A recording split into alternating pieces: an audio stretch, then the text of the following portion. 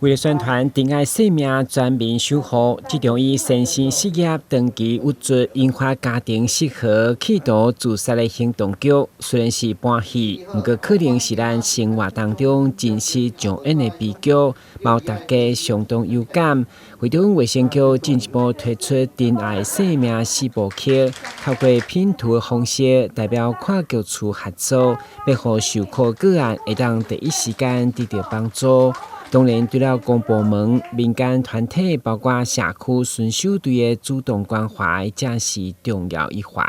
巡守队伊啊，为着这个忧郁症的这个市民，甲伊不到2、3点嘛，甲安抚，佮斗安抚啦。啊嘛，翁仔某想骂哦，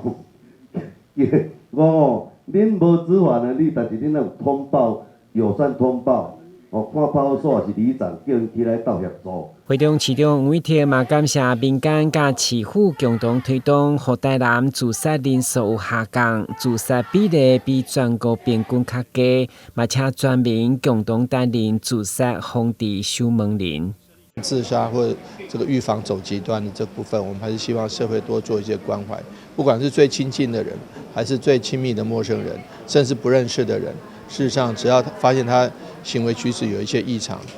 你可以去劝他，最好是通报一些相关的警政机关或者是社福机关，直接派人去关怀他们，这样子或许能挽回一条命。那这样子你功德就真的无量了。所以说，特别的呼吁，珍爱生命要靠大家一起来，全民来关怀。为了卫生局嘛发布全国首创的珍爱生命关怀包，当中有市长的关怀批，有求助专线，有疏解压力的小物件等等，希望陪伴个案有希望，将自杀的企图降到上低。台南新闻古文集采访报道。